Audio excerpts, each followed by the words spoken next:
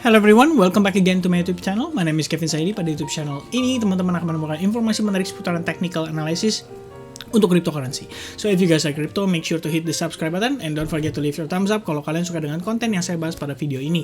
Kita langsung masuk ke dalam pembahasannya. Jadi kita akan bahas tentang pergerakan Cardano, dan untuk Cardano saat ini saya lihat so far so good, walaupun kemarin kita ngelihat jarumnya panjang sekali nih guys ya. Sebenarnya jarumnya ini disebabkan juga sell off yang terjadi pada Bitcoin yang tadi sudah saya bahas di video sebelumnya.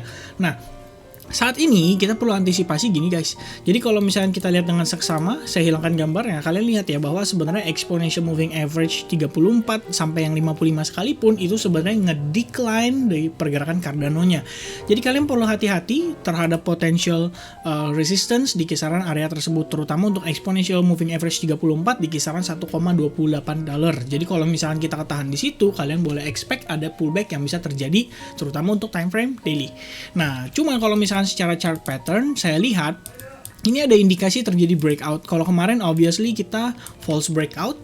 Nah, ini biasanya orang bilang bull trap. Ini saya setuju bull trap. Kenapa? Karena mostly-nya people itu entry pada saat marketnya belum close. Itu mostly. Sehingga saya bisa katakan sebenarnya bull trap itu serupa dengan FOMO trap ya. FOMO trap itu adalah takut ketinggalan gitu. Ya memang wajar sih, karena balik lagi di crypto itu kan mostly-nya kalau misalkan dia terjadi breakout ya, itu bisa ampun-ampunan gitu naiknya. Sama kayak pergerakan AXS ya, yang tadi terjadi breakout. Kalau kalian lihat nih di time frame 1 jamnya, tuh tadi terjadi breakout. Lalu congrats buat teman-teman yang tadi follow pembahasan kita di Telegram, karena kalian udah make profit. Saran saya sih boleh consider take profit 50% di kisaran level resistance ini, dan mungkin sisa 50%-nya bisa digeser ke sini. Tapi ingat, stop loss-nya masuk ke entry point atau at least di atas level ini juga nggak masalah gitu kalau kalian mungkin nanti berpikir untuk mau re-enter lagi. Oke, balik lagi ke Cardano. Jadi untuk Cardano sendiri saya pikir kalau misalkan memang dia terjadi breakout, mungkin kita bisa ngelihat potential market itu rebound cukup signifikan gitu ya. Cuman balik lagi, ada beberapa potensi yang bisa menjadi penahan dari pergerakan Cardano, karena kita ngelihat di sini ada potensi level yang dijaga sama institution atau big fund ya, dan itu berarti di kisaran kurang lebih 1,49 dolar, which means itu adalah level terakhir yang ngebawa kita drop jauh banget sampai kisaran level ini. Even though di kisaran level tersebut kita akhirnya ketahan. Dan buat teman-teman yang udah follow video saya cukup lama, terutama udah follow analisa saya tentang seputaran Cardano, saya ada remind ke kalian bahwa level ini adalah potential trendline yang bisa menahan pergerakan Cardano ya. Dan kalian lihat sendiri sebelumnya ini kan posisi sebagai resistance ya. Setelah saya geser trendline-nya ini, kita panjangkan, kita extend, kalian lihat kita menemukan titik confluence. Confluence itu adalah perpaduan antara beberapa indikasi atau indikator atau ya support line dan lain sebagainya. Support line yang pertama adalah ini, yaitu bottom daripada falling wedge pattern. Yang kedua adalah si resistance line yang ini gitu ya.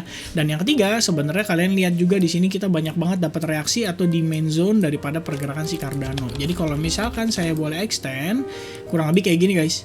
Ini adalah potential buy areanya kita atau potential entry level untuk time frame yang lebih besar, dan sementara untuk time frame yang lebih besar juga, terutama untuk sisi kita boleh take profit atau mungkin boleh antisipasi untuk jaga-jaga Cardano kita, itu mungkin di kisaran area 1,49 dolar. Kalau ini break, obviously market untuk si Cardano ini akan menguat lebih signifikan lagi gitu ya. Jadi itu boleh diperhatikan. Lalu untuk saat ini kalian juga boleh lihat secara close up ya.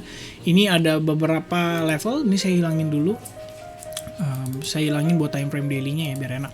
Oke, nah ini untuk time frame yang kecil, berarti di kisaran 1,28 dolar ini ada tembok yang cukup kuat nahan pergerakan Cardano. Kalian boleh lihat ya, sebelumnya kita dapat reaksi di sini dan juga di sini gitu.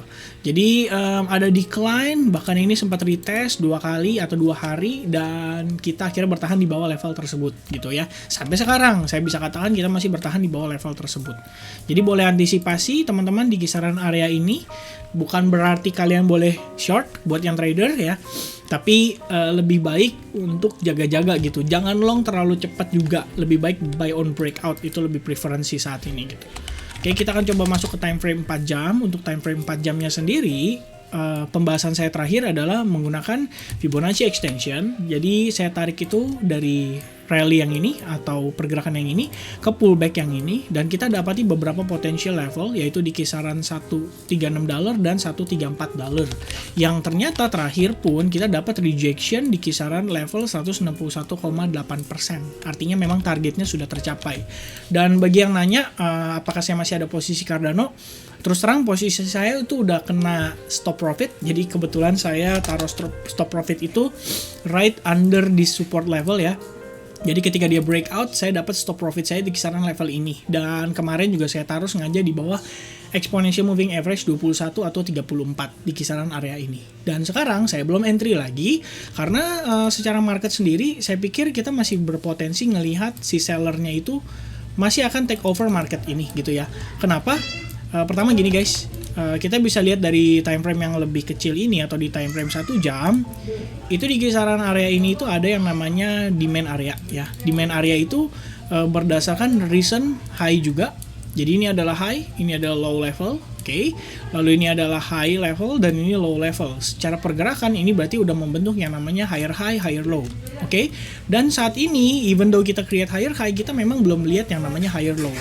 Dan kalaupun dia balik ke bawah sini guys, tetap ini masih berada di low yang sama gitu. Cuman ini kita boleh antisipasi karena balik lagi cara kalian mengukur tren.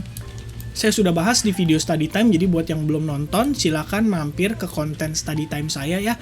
Kalian bisa cek di sini, ini study time mempelajari tentang pergerakan tren atau cara identifikasi tren. Itu kalian wajib banget nonton. Jadi kita lihat sekarang gini kondisinya guys. Oke, ini breakout yang terjadi. Which means saya bisa kategorikan bahwa ini adalah breakout yang sangat sehat dibandingkan dengan breakout yang sebelumnya, marketnya breakout di sini ya. Itu kan ya jauh lebih kuat gitu, jauh lebih strong secara tren. Cuman kalau kita mulai ukur si seller momentumnya, seller itu masuk cukup signifikan di kisaran level ini ya, bahkan sampai sini. Dan sekarang kalau kita lihat kondisinya, kita itu sedang dalam proses pullbacknya si seller itu. Dan kalau kalian lihat ya, ini nggak terlalu bagus kalau menurut saya. Kenapa? Ya ini pullbacknya mungkin sekitaran 45-50%. Cuman masalahnya ya, kalau saya pribadi ngelihatnya, ini kalian boleh antisipasi. Pertama, kalau misalkan kalian lihat dropnya satu candle seperti ini, ya, dan proses recovery-nya membutuhkan candle yang sangat banyak sekali, apakah kita bisa consider bahwa buyer itu sudah masuk? Oke, jadi kita kan perlu cari tahu. Tugas kita itu adalah mengidentifikasi kapan big fund masuk, ya. Dan kita itu follow si big fund. Nah, pertanyaannya, kalau dia big fund, kenapa dia perlu proses yang sangat panjang sekali ini untuk bisa ngehajar market rebound? Oke, nah itu yang perlu kalian antisipasi supaya tidak terjebak dalam kondisi seperti ini gitu. Jadi kalau misalnya kita lihat even though market ya kelihatan lah ya sellernya udah mulai terseok-seok gitu kan, tapi ya tetap kalian perlu perhatikan bahwa ini ada potensi retail aja yang menggerakkan pasar saat ini. Jadi kita belum lihat adanya big fund yang mulai kontrol market lagi. Oke, nah itu. Kalau misalnya lihat dari time frame 4 jam itu clear banget, kalian bisa cek kayak gini kondisinya ya. Ini penguatan, oke, lalu ini drop segini. Nah, kalau misalkan ini saya geser ke sini, oke, nah kalian lihat berapa retracement-nya. Ini dalam banget loh. Kalau misalnya kita gunakan Fibonacci aja deh biar gampang gitu ya. Nah, itu retracement itu lebih dari 78% bahkan guys, atau almost ya let's say 80% lah.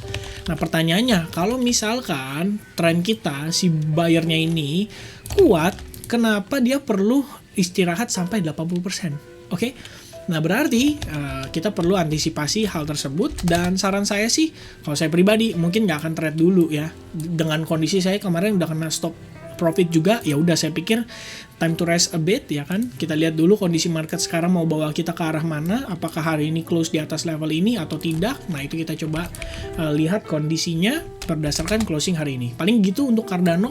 Nanti nextnya akan saya update. Belum tahu sih mau update apa, tapi ya saya akan coba cari yang menurut saya ada peluang untuk kita melakukan trade juga. So thank you very much guys for watching this video. I hope you guys like this video, dan jangan lupa subscribe kalau kalian baru pertama kali mampir ke channel ini dan dirasa apa yang saya bagikan ini bisa melengkapi analisa teman-teman. Oke, thank you very much and I'll see you guys again in the next update. Cheers.